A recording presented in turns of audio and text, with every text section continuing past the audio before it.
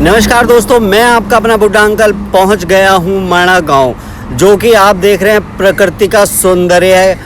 माणा गांव यानी कि बद्रीनाथ से लगभग 5 किलोमीटर की दूरी पर अगर आप चलेंगे तो ये नज़ारा मिलेगा। यहाँ से शुरू होता है माणा गांव, जो कि लगभग 1 किलोमीटर के करीब लंबा है। यहाँ से बहुत छोटी गलियाँ हैं, उन्हीं छोटी गलियों में से निकल के हम पहुँचते हैं सरस्वती नदी पर, जो कि आप मेरे बिल्कुल पीछे देखेंगे। अभी फ़िलहाल हम पहुँचे हैं हिंदुस्तान की पहली दुकान, यानी कि पहले तो बोला जाता है कि हिंदुस्तान की आखिरी दुकान चाय की, लेकिन अब बोला जाता है हिंदुस्तान की पहली दुकान। जब से मोदी जी आए हैं तो उन्होंने प्रथम कर दिया है यहाँ का। और दूसरा बताया जाता है कि स्वर्ग की सीढ़ियाँ यहीं से शुरू होती हैं, जो कि पहली सीढ़ी यहाँ बद्रीनाथ में बनी थी, यानी कि माणा गांव में। दूसरी सीढ़ी बनी थी नाहन हिमाचल प्रदेश में।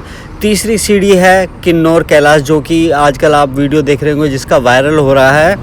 और इन सीढ़ियों को बनाने के लिए, यानी कि रावण ने वरदान मांगा था कि मुझे स्वर्ग जाना है और अपने शरीर को लेके जाना है, तो भगवान शंकर ने उनसे कहा था कि आपको 4 सीढ़ियाँ बनानी पड़ेंगी, वो भी एक रात के अंदर, बिना थके, बिना सोए, बिना आराम किए। तो रावण ने 3 सीढ़ियाँ तो बना ली थी, लेकिन चौथी सीढ़ी नहीं बना पाया था वो, इसलिए वो जो है स्वर्ग नहीं जा पाया। तो फ़िलहाल हम बात करेंगे सरस्वती नदी की, जो कि आप मेरे पीछे देख रहे हैं कि ये है सरस्वती नदी, जो कि बहुत ही महीन धारा यहाँ से निकल रही है सरस्वती नदी की। और बराबर में मंदाकिनी नदी जो है उसके अंदर मिक्स हो जाती है। लेकिन बताया जाता है कि सरस्वती नदी का रूट जो है थोड़ा सा अलग है और वो यहीं से विलुप्त हो जाती है। करनाल पानीपत के रास्ते निकलते हुए ये गंगा सागर जाती है, यानी कि प्रयागराज में इनका जाकर मिलन होता है गंगा जमुना सरस्वती का।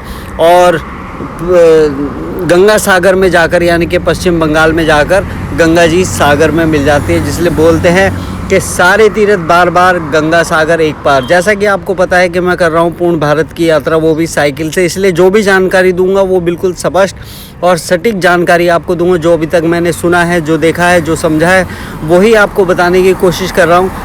ये देख रहे हैं आप, ये है सरस्वती नदी, जो कि बहुत ही महीन धारा से चल रही है। बताने को तो वीडियो वाले पता नहीं क्या क्या बताते हैं, यूट्यूब पर दुनिया भर के वीडियो डाले हुए हैं, लेकिन जानकारी किसी को भी नहीं है।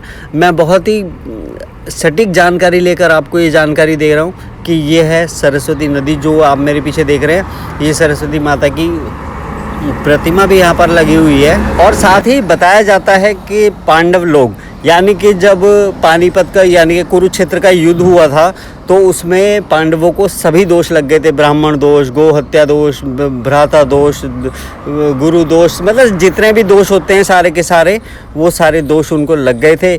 इसीलिए वो भगवान शंकर को पूरे हिंदुस्तान में ढूंढते रहे, लेकिन भगवान शंकर ने उनको दर्शन नहीं दिए।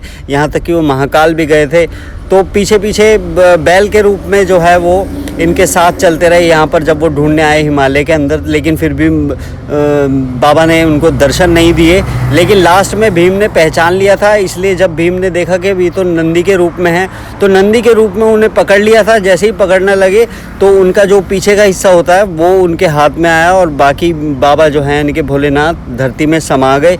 इसीलिए वहीं पर केदारनाथ का शिवलिंग भी बन गया, लेकिन उन्होंने दर्शन नहीं दिए।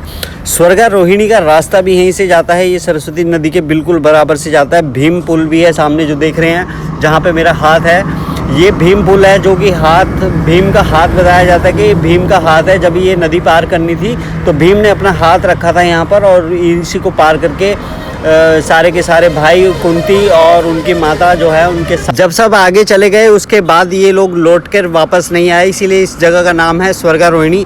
यहाँ से 6 किलोमीटर की दूरी पर पड़ता है, यानी कि लगभग थोड़ा सा 6 किलोमीटर आ जाएंगे वसुधारा, जो कि बताया जाता है दूध की गंगा बहती थी वहाँ पर, जो इसका वीडियो मैं पीछे डाल चुका हूँ, जाकर आप देख लीजिए। बहुत ही अच्छा वीडियो।